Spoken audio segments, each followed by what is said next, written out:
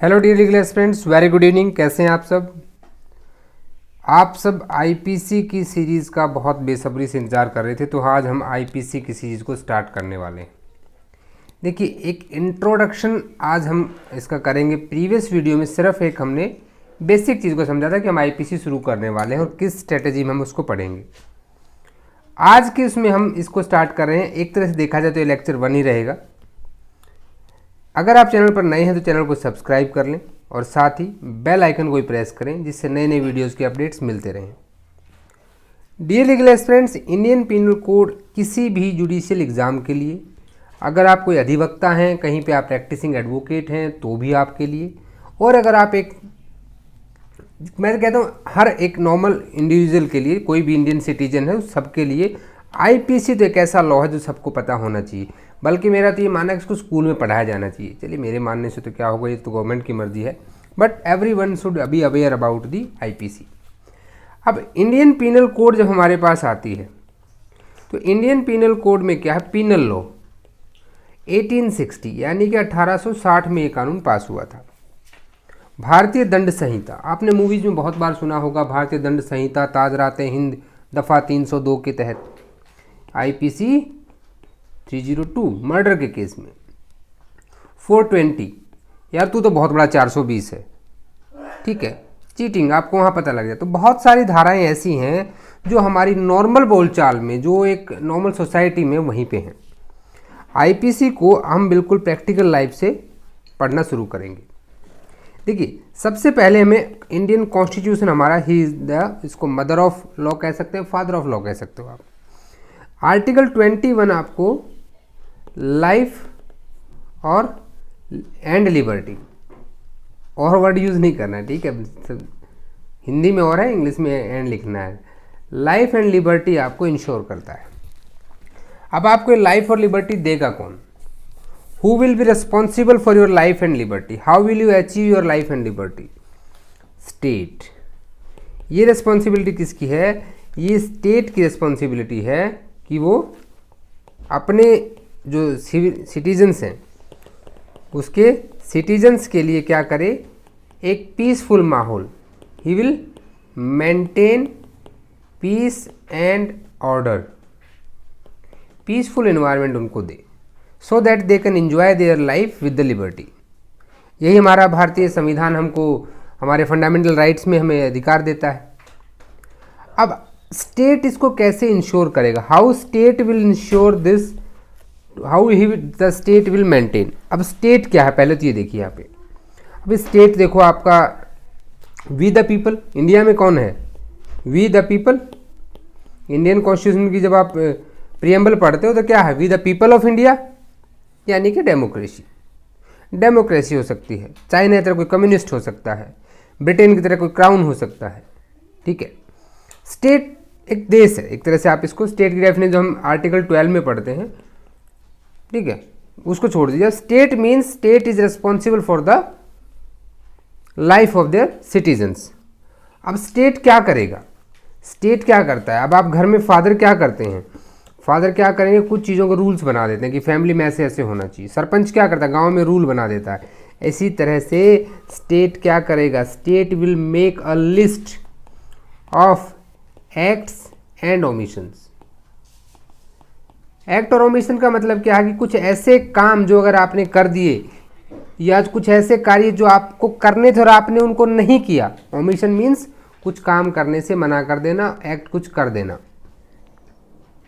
जो कि स्टेट के हिसाब से रॉन्ग है, उनको स्टेट क्या कहता है? ऑफेंस की कैटेगरी में बनाता है, और उन ऑफेंस के लिए क्या दे देता है? पनिशमेंट देता है।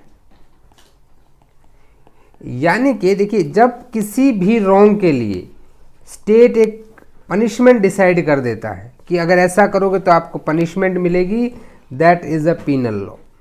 उसको क्या बोलते हैं? Penal law. Penal law made by state.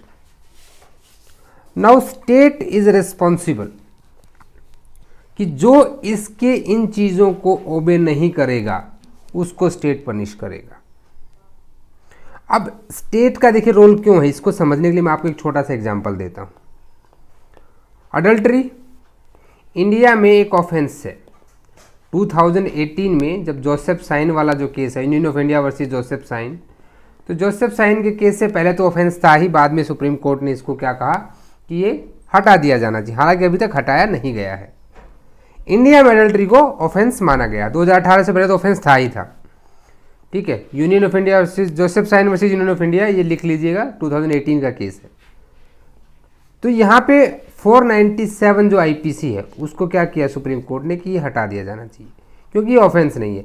अब बहुत सारी कंट्रीज़ हैं, यूरोपियन कंट्रीज़ हैं, आपकी जो वेस्टर्न कंट्रीज है, वहाँ पे अडल्ट्री ऑफेंस है ही नहीं, ठीक है, ये ऑफेंस की कैटेगरी में ही नहीं आता। इट मीन्स इंडिया एक ऐसा स्टेट है जिसने इसको ऑफेंस बना दिया, दूसरे स्टेट जिन्होंने इसको ऑफेंस नहीं बनाया। तो इस तरह से स्टेट का क्या है, एक स्टेट सिटीजन का रिलेशनशिप बनता है, जहाँ पे जितना स्टेट रिस्पॉन्सिबल है उतना ही उसके जो लोग हैं, पीपल हैं, वो भी यहाँ पे रिस्पॉन्सिबल हैं। स्टेट की बातों ये भी फॉलो करेंगे और स्टेट इनका ध्यान रखेगा। एक हाथ ले एक हाथ दे वाली बात यहाँ पे चलेगी। अब आईपीसी तो आया 1860 में, आईपीसी आया है 1860 में। इससे पहले क्या क्राइम इंडिया में नहीं था? इंडिया में क्या वर्ल्ड में नहीं था या दुनिया में क्राइम नहीं था? तो एक वर्ड हमारे पास आता है क्राइम। क्राइम क्राइम पहले भी था। क्राइम जब से ह्यूमंस इवोल्व हुए हैं, ठीक है, जब से ह्यूमंस आए हैं तब से क्राइम यहाँ पे एग्जिस्ट करता है। अब ये क्राइम क्या है? What is crime? अगर हम क्राइम को डिफाइन करने लगे तो क्या कोई क्राइम की डेफिनेशन है? अगर मैं क्राइम की वैसे डेफिनेशन की बात करूं तो crime is an commission of an act और omission of an act contrary to law. Contrary to law, जो वहां पे नियम बनाए गए हैं उससे कोई कॉन्ट्रेरी एक्ट या उसका ओमिशन क्या है? आपका क्राइम है। अब क्राइम तो है, लेकिन फिर एंशियंट टाइम पे कैसे क्राइम होता था? हमें ये एक्सप्रेस कानून क्यों बनाने पड़े? अगर ये नहीं थे तो पहले क्या था? देखिए, जब आप हिस्ट्री में जाएंगे, when you go to history, history के बाद में जब आप जाते हैं तो पहले मोरालिटी का बहुत बड़ा रोल होता था। मोरालिटी का और रिलीजन का बहुत भी ज़्यादा इंपॉर्टेंस थी। अगर मैं सबसे एंशियंट आपके जूरिस्प्रूडेंस की बात करें तो हिंदू लॉ जो है, Hindu jurisprudence is the oldest law in the world. सबसे पुराना कानून हिंदू लॉ में मिलता है। अब हिंदू लॉ के जितने भी पुराने कानून थे वो सारे के सारे रिलीजन और मोरालिटी के ऊपर डिपेंड करते थे, ठीक है। अब यहाँ से क्राइम को किस डेफिनेशन में देखा गया कि लोग धर्म को बहुत मानते थे, तो धर्म के डर में उनको बताया गया कि जो क्राइम है दैट इज सिन, वो पाप है, और अगर आपने वो किया तो उसके लिए आपको भगवान पनिश करेगा, ठीक है। तो आदमी उस डर में, it means how to avoid the crime is the to create a force on the people not to do those things. अब फोर्स कैसे क्रिएट होता है? उनमें फियर पैदा होगा। मैं आज मर्डर से क्यों डरता है कोई? अगर 302 में कोई मर्डर कर देगा तो उसको क्या फांसी हो सकती है। निर्भया वाले केस के बाद क्या हो गया? 375 376 में कितनी अमेंडमेंट्स हुई? रेप के केसेस में आपको फांसी की सजा का प्रावधान हो गया। निर्भया के जो दोषी थे उनको फांसी दी गई। क्यों दिया गया ऐसा? So that the people will afraid of doing such act in future. This is the reason, ठीक है। तभी जाके लोगों के अंदर में कुछ ना कुछ थोड़ा बहुत डर आएगा। अब क्राइम के लिए क्या चाहिए? देखिए, अब क्योंकि क्राइम क्यों होता है, रूल क्यों बनाने पड़ते हैं? देखिए, जब भी इंडिया में आप इंडिया में जनरल बात कहते हैं कि रूल बनने से पहले रूल तोड़ने वाले आ जाते हैं। अगर आपने रूल बनाए हैं तो रूल ब्रेकर भी होंगे, कुछ रूल तोड़ने वाले भी होंगे। तो रूल तोड़ने वालों को कम से कम करने के लिए आपको क्या करना पड़ेगा? उसे मिनिमाइज करना पड़ेगा। क्राइम की अलग अलग थ्योरीज आई, नेचुरल थ्योरी आई, पॉजिटिव थ्योरी आई, पनिशमेंट्स की बहुत सारी थ्योरी आई। जैसे इंडिया में जनरली रिफॉर्मेटिव थ्योरीज को हम फॉलो करते हैं। लेकिन अगर इंडिया में अभी हम हिस्टोरिकल वे में बात करते हैं, इसका कॉन्सेप्ट को भी हम समझेंगे। एक बार आप हिस्ट्री को समझ लीजिए। हिस्ट्री को समझने के बाद we will go into the depth of the crime, their theories, mens actus, mens rea. क्योंकि जब आईपीसी पढ़ता है ना आदमी, मैं आपको एक चीज़ बता, जब भी आप आईपीसी पढ़ना शुरू करते हो स्टूडेंट के मन में सबसे पहले एक ही चीज़ आती है कि मेंस एक्टर्स और मेंस रिया, ये मुझे समझना है। मुझे इंटेंशन और मोटिव का डिफरेंस समझना है। मुझे लाइबिलिटीज़ का पता होना चाहिए, ग्रुप लाइबिलिटीज़ क्या, स्ट्रिक्ट लाइबिलिटीज़ क्या है, वाइकेरियस लाइबिलिटीज़ क्या, मुझे लाइबिलिटीज़ का पता डिफरेंस होना चाहिए। ये सारे डाउट एक स्टूडेंट के माइंड में होते हैं, पर उसको समझने से पहले थोड़ा सा उसके हिस्ट्री पे चलते हैं। देखिए 3 सोर्सेज यहाँ पे माने जाते हैं। अगर आप सोर्सेज की बात करें तो टोटल 3 सोर्सेज हैं। हिंदू क्रिमिनल लॉ, आपका मोमडन लॉ, और एक कहते हैं हम कॉमन लॉ। अब ये 3 कहाँ से आ गए, 3 कैसे आए? देखिए सबसे पहले इंडिया में हिंदू लॉ फॉलो होता था। हिंदू लॉ के बाद यहाँ पे मुगल्स का आना शुरू हो गया, और आपके सेंट्रल एशिया से पहले आर्य यहाँ पे आए, तब हिंदू लॉ यहाँ पे एस्टेब्लिश हुआ। फिर मुगलों ने आना शुरू किया, मुस्लिम शासक आए, तो फिर मोमडन लॉ आया। उसके बाद 1600 में आपके यूरोपियंस यहाँ पे आ गए, ब्रिटिश ने यहाँ पे ईस्ट इंडिया कंपनी के तौर पे इंडिया में आना शुरू किया, और फिर उन्होंने अपनी कोर्ट्स बनानी शुरू की जहाँ पे इंग्लिश लॉ फॉलो होता था, English law of the England, जिसे कॉमन लॉ कहते हैं। तो तीनों लॉ पहले आपको समझ में आ गए होंगे, अब इन तीनों को हम अच्छे से अलग अलग समझते हैं। देखिए हिंदू क्रिमिनल लॉज में मनु था एक हमारे सबसे जो सम्मानीय है, महर्षि मनु।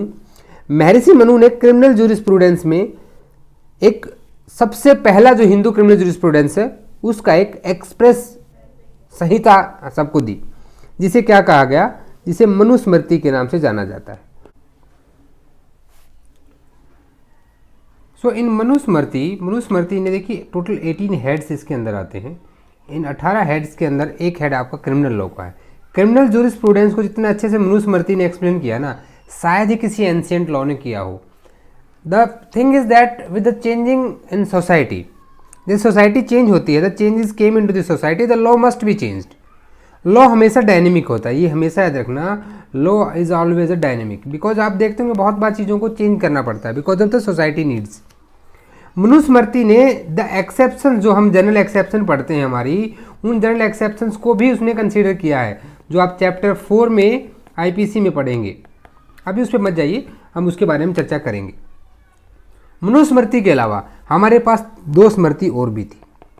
एक को हम बोलते थे नारद स्मृति, और एक थी हमारी याज्ञवल्क्य स्मृति। इन तीनों स्मृति को अगर सही ढंग से पढ़ा जाए तो ये आपका लॉ का बहुत सारा जूरिस्प्रूडेंस के डाउट्स को क्लियर कर देती हैं। These the roots of the law which is governed in India and today's life is in these smritis.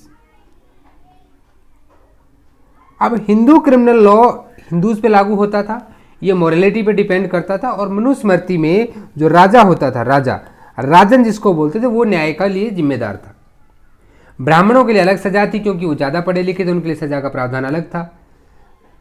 हालांकि कुछ चीज़ों में बायस्ड भी हम कह सकते हैं कि आज के अगर हिसाब से हम देखें तो मनुस्मृति बायस्ड भी थी।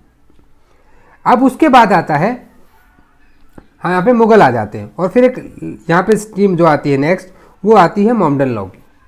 मोमडन क्रिमिनल लॉ ये बेसिकली जो होली बुक कुरान है उसके ऊपर बेस्ड है। काजी जो होते हैं वो कुरान को इंटरप्रेट करते हैं। अब इसमें 4 तरह की पनिशमेंट दी होती है।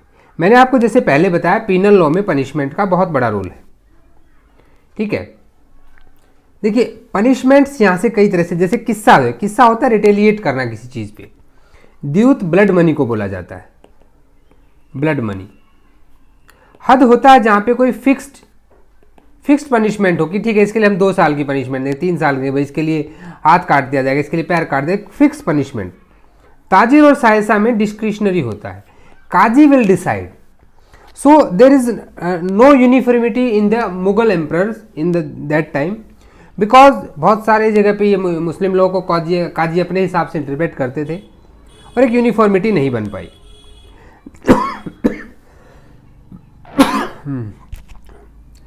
सॉरी। देन 1600 में Britishers came to India. Britishers आए ट्रेडर बन के। अब उन्होंने यहाँ पे जब अपना प्रभुत्व स्थापित किया तो उन्होंने कॉमन लॉ को यहाँ पे लागू करना शुरू कर दिया। उन्होंने अपने यहाँ पे कोर्ट्स बनाई, और कोर्ट्स में उन्होंने देखा कि जो मुस्लिम लॉ है या हिंदू लॉ है उससे काफ़ी यूनिफॉर्मिटी नहीं आ रही है, तो कॉमन लॉ आ गया। Common law is the basically law of England. England का जो लॉ था उसे कॉमन लॉ कहा जाता है। आप ये वर्ड बहुत बार सुनेंगे। अभी आपने देखा सबसे पहले यहाँ पे है, सबसे एंशियंट लॉ है Hindu law, Hindu criminal law की हम बात कर रहे हैं। फिर आपका मोमडन लॉ और तीसरा आपका कॉमन लॉ। अभी यहाँ पे क्या प्रॉब्लम आई कि जो कोर्ट सेटअप्स हुए थे, कोर्ट्स जो सेटअप किए ब्रिटिश इंडिया में, उस वक्त बड़ी प्रॉब्लम होने लगी कि जो प्रेसिडेंट्स आते, डिसीजंस आते थे, उनमें यूनिफॉर्मिटी नहीं होती थी, बिकॉज सब जगह के रूल अलग अलग थे। उसके बाद क्या हुआ कि एक कॉमन लॉ बनाने की बात है। तो सबसे पहले देखिए ये यूनिफॉर्मिटी क्यों, कहाँ से पता लगी कि नहीं आ रही, कोर्ट से आ रही है। तो कोर्ट्स की हिस्ट्री के बारे में थोड़ा डील करेंगे।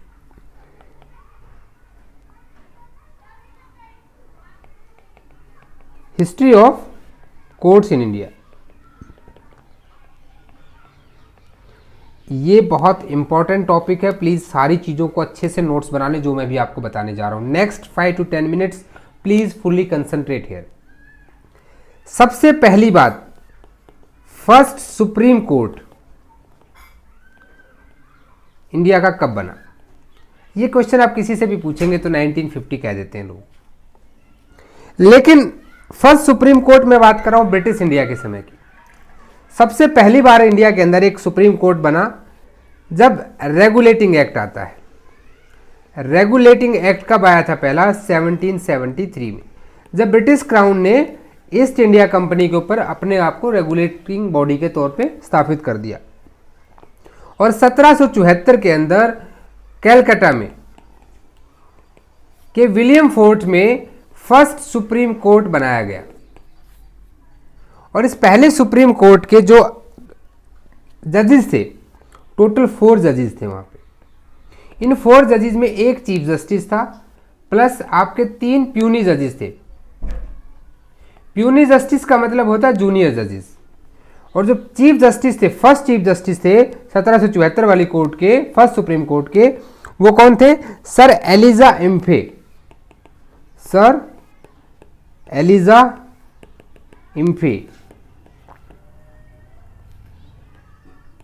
इन सब चीज़ों को ना नोट कर लें। ये क्वेश्चन आपका अभी हरियाणा जुडिशरी का जो एग्जाम हुआ था वहाँ पूछा गया था, इसलिए मैं चीज़ें आपको बता रहा हूँ। ये सारी चीज़ें हर एक बुक में नहीं मिलती हैं, तो इनको साथ साथ में ऐसी चीज़ों को लिखते हुए जाएं, ठीक है। अब 1774 में यहाँ बना, उसके बाद 1880 के अंदर मद्रास में सेकंड हाई कोर्ट बना, और 1823 के अंदर बॉम्बे में हाई कोर्ट बना, सुप्रीम कोर्ट बना, सॉरी। यानी कि टोटल 3 सुप्रीम कोर्ट, एक 1774 में कलकत्ता में, एक आपका मद्रास और एक बॉम्बे, टोटल 3 सुप्रीम कोर्ट यहाँ पे थे। 1774 से लेके 1861 तक सुप्रीम कोर्ट का समय रहा। 1861 में हाई कोर्ट एक्ट पास होता है और 1862 में इनको कन्वर्ट कर दिया जाता है किसमें? हाई कोर्ट्स में। You will surprise from 1862 to 1935 India के अंदर कोई भी सुप्रीम कोर्ट नहीं था। No supreme court is there, कोई सुप्रीम कोर्ट नहीं था। तो डिसीजंस कौन लेता था? इसके डिसीजन लेती थी प्रीवी काउंसिल, जो इंग्लैंड में थी, और ये यहाँ की अपीलेट अथॉरिटी थी। प्रीवी काउंसिल के डिसीजन आपको बहुत बार मिलेंगे। पाकला नारायण स्वामी देख लीजिए आप, एविडेंस एक्ट का इतना इंपॉर्टेंट केस हमने उस दिन डिस्कस किया था, तो वहाँ पे प्रीवी काउंसिल्स के डिसीजन है। यानी कि इस समय के बीच में हमारे पास कोई सुप्रीम कोर्ट नहीं था। फिर क्या होता है? गवर्नमेंट ऑफ इंडिया एक्ट आता है 1935 का, और इस गवर्नमेंट ऑफ इंडिया 1935 में एक पहला जो अभी जिस सुप्रीम कोर्ट है, फेडरल कोर्ट के नाम से कोर्ट बनाया जाता है, जिसे आज का हम सुप्रीम कोर्ट कहते हैं, टुडेज सुप्रीम कोर्ट। तो ये हमारे कोर्ट्स की जर्नी, जिसमें बहुत डिटेल में नहीं जाएंगे, अगर किसी दिन होगा तो एक अलग से इस टॉपिक को हम डिस्कस कर लेंगे। अंडरस्टूड। अब आप बात कर लेते हैं हम अपने कोर्ट की हिस्ट्री। आपने कोर्ट, ये कोर्ट जब बन गई थी तो यहाँ पे बड़ी प्रॉब्लम होने लगी। इस प्रॉब्लम को दूर करने के लिए गवर्नमेंट ऑफ इंडिया एक्ट 1833 आया। 1833 में इस एक्ट के तहत पहला लॉ कमीशन बनाया गया, फर्स्ट लॉ कमीशन। अच्छा, अभी कौन सा लॉ कमीशन चल रहा है? 2022 में 22nd लॉ कमीशन है, याद रखिएगा। 22nd लॉ कमीशन अभी रनिंग है, ठीक है। और इसमें पीके विश्वनाथन है जो जिसके द्वारा ये हेड किया जा रहा है, कमेटी बनाई गई है आईपीसी के लिए। इसमें कई सारे अमेंडमेंट्स होनी है, जिसमें आपका 153C को भी डालने की बात हो रही है। ये जो करंट अपडेट्स हैं इनके साथ थोड़ा टच में रहा करें। अब इसमें जो चेयरमैनशिप दी वो दी गई लॉर्ड मैकोले की। अब ये लॉर्ड मैकोले कौन था? लॉर्ड मैकोले थॉमस बैबिंगटन मैकोले, यही वो बंदा है जिसने आईपीसी को ड्राफ्ट किया था। तो IPC is drafted by whom? Lord Macaulay in the first report of the first law commission. इसके मेंबर्स थे मैकिलियो, एंडरसन एंड मिलेट, 3 इसके मेंबर्स थे। और ये वो बंदा है मैकोले। इसने 1834 में इस काम को लिया और 1837 में इसने इसको कंप्लीट कर दिया। लेकिन बहुत सारे कारणों की वजह से ये उस वक्त इंडिया में काफ़ी डिस्टर्बेंस चल रहा था। फर्स्ट जो है हमारा पहला रिबेलियन, हमारी पहली जो स्वतंत्रता संग्राम है 1857 का, वो होने वाला था। मतलब उससे पहले काफ़ी डिस्टर्बेंस था। तो 1837 में ये पुटअप नहीं हो पाया ड्राफ्ट। मैकोले साहब निकल लिए, मैकोले साहब नहीं रहे, ये आईपीसी को नहीं देख पाए एक्ट बनते हुए। मैकोले का बहुत ही एक डिस्कस्टिंग रोल मैं मानता हूँ। हालांकि देखिए दोनों एंगल में है, क्योंकि हम लॉ के स्टूडेंट हैं, हमें बायस्ड नहीं होना चाहिए कहीं पे। As a law jurist he was really superior, no doubt at all. The writing, the skills with which drafted the IPC ना, it is really awesome. But India के एजुकेशन सिस्टम, इंडिया के legal system को इसने जिस तरह से disturb किया ना, शायद आज उस तरह से नहीं होता इंडिया जिस तरह से इसने बना दिया। चलिए लीव इट, हम उस पर अभी डिस्कशन नहीं करेंगे, यहाँ पे लोगों के अलग अलग मतभेद हो सकते हैं। अब मैकोले ने इसको ड्राफ्ट कर दिया। उसके बाद क्या होता है कि 14 अक्टूबर 1837 को जो पहला ड्राफ्ट इसने बनाया था वो सबमिट किया जाता है। और इसको लेकिन ये कानून नहीं बना पाते हैं। तब तक आपके लॉ कमीशन की समय सीमा खत्म हो जाती है, 10 साल के लिए बनाया गया था ये। और 1845 में दूसरा लॉ कमीशन बनता है, उसमें भी लॉर्ड मैकोले को ही उसका चेयरपर्सन बनाया जाता है। अब ये लॉ कमीशन 2 पार्ट में रिपोर्ट देता है, 1846 में और 1847 में। अब यहां तक भी उसका क्या होता है, इस रिपोर्ट के बाद भी वो एक्ट नहीं बन पाता। बेंथन एंड पीकॉक, बेंथन और पीकॉक 2 इंपॉर्टेंट नाम हैं। बार्नेस पीकॉक, ये नाम ज्यादा इंपॉर्टेंट है आपके लिए। इसका पूरा नाम क्या था? बार्नेस पीकॉक मोर था ये। और जब 1861 में हाई कोर्ट एक्ट और 1862 में कलकत्ता में फर्स्ट हाई कोर्ट बना, तो फर्स्ट हाई कोर्ट का चीफ जस्टिस यही था। दिस इज आल्सो एमसीक्यू, ये भी पूछा जा सकता है। ये दोनों लॉ मेंबर थे गवर्नर जनरल काउंसिल के, और इन्होंने इसको स्टडी किया बहुत अच्छे से 1846-47 की दोनों रिपोर्ट्स को, और इन्होंने अपना 1856 में ड्राफ्ट दे दिया। लेकिन 1857 की क्रांति के कारण ये तब भी आपका एक्ट नहीं बन पाया। उसके बाद गवर्नर जनरल ने 6 अक्टूबर 1860 को क्रांति को दबा दिया गया। ब्रिटिशर्स ने यहाँ पे पूरी तरह से अपनी हुकूमत को कायम कर लिया। पूरी की पूरी सत्ता अभी ब्रिटिश क्राउन के अंदर चली गई और ईस्ट इंडिया कंपनी के हाथ से पूरा सब कुछ ले लिया गया। और 6 अक्टूबर 1860 को हमारी जो है एसेंट मिला गवर्नर जनरल काउंसिल का। तो डेट ऑफ एसेंट कब आया था? इनेक्टमेंट की डेट क्या है? 6 October 1860। This is important date, most important date. लेकिन इसको जो फोर्स में आई है, फोर्स में ये 1 जनवरी 1862 को आई। आपको लगता है कि 2 साल का गैप 1860 से 1862 में, ऐसा क्यों हुआ? देखिए 1860 में क्या हुआ था कि जब ये लॉ बना तो बिल्कुल नया लॉ था, कोर्ट्स इसके साथ फैमिलाइज नहीं हो पा रही थी। तो इसके लिए पहले टाइम दिया गया था कि मई 1861 में इसको लागू कर दिया जाएगा। बट फिर से 6 महीने की सीमा बढ़ाई गई और कोर्ट्स ने कहा कि अब हम इसके साथ फैमिलाइज नहीं हो पाए हैं, और कोर्ट्स को ये समय दिया गया कि ताकि वो उसके साथ अच्छे से फैमिलाइज हो जाए, और इसीलिए 1 जनवरी 1862 को इसको इन्फोर्स कर दिया गया। और इस तरह से हमें मिला हमारा इंडियन पीनल कोड, ठीक है, और जिसके अंदर टोटल 23 चैप्टर थे और 511 सेक्शंस थे।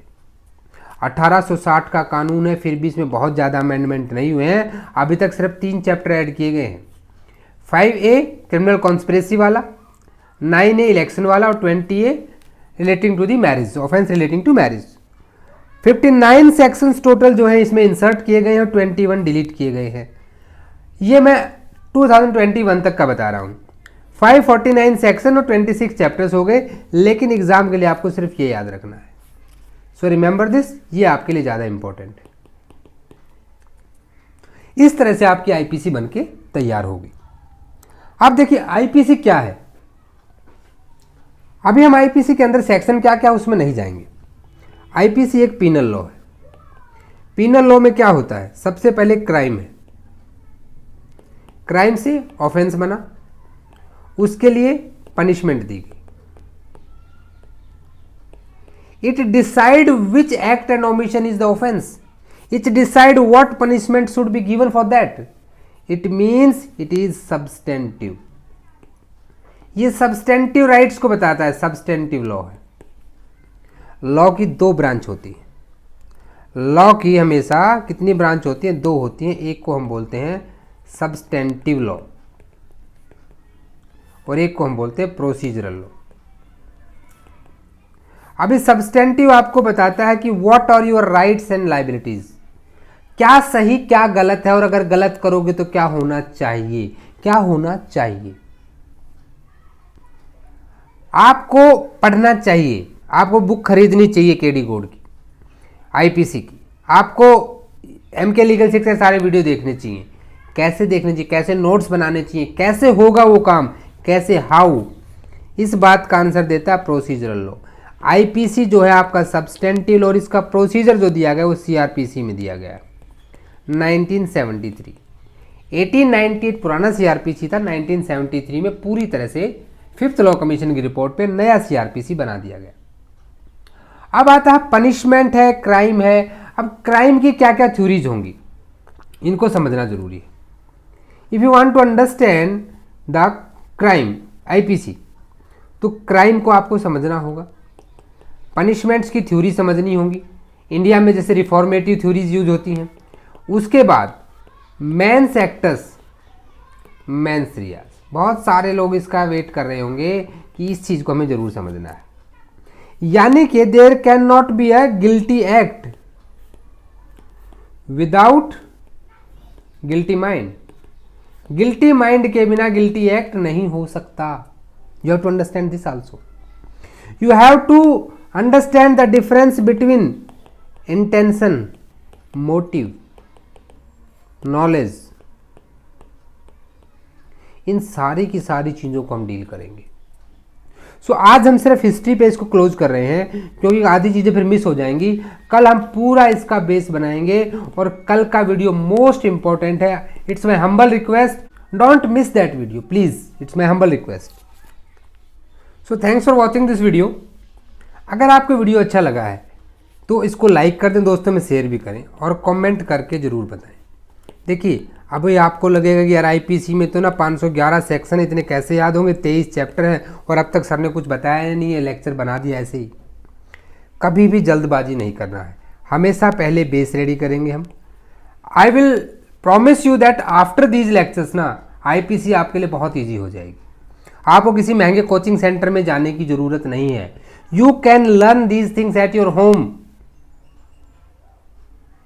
हम एक साथ मिलकर आईपीसी को बहुत इजी बनाने वाले हैं। डेली 7 बजे शाम को ही आपके ये लेक्चर्स आपको इस चैनल पे अवेलेबल हो जाएंगे। बट मेरा रिक्वेस्ट आपसे इतना है कि अपने एमके लीगल शिक्षा फैमिली को बढ़ाइए, अपने फ्रेंड्स को भी सजेस्ट करें सब्सक्राइब करने के लिए और सबको शेयर भी करें वीडियोज़, अगर आपको लगता है कि वीडियोज़ हेल्पफुल हैं। जल्दी जल्दी हम आईपीसी ख़त्म करके, हम आईपीसी में एक चीज़ और बता दूँ कि पूरे 511 सेक्शन नहीं पढ़ेंगे। आपके एग्जाम के लिए इतना इंपॉर्टेंट है उतना पढ़ेंगे। आपको हैरानी होगी कि हम कितना पढ़ने वाले हैं, बहुत कम पढ़ने वाले हैं। लेकिन जितना पढ़ेंगे आपके एग्जाम में उसमें से एक भी क्वेश्चन बाहर नहीं आएगा। So be with the MK legal Shiksha. कल मिलते हैं सेम टाइम सेम चैनल। तब तक के लिए जय हिंद, जय भारत।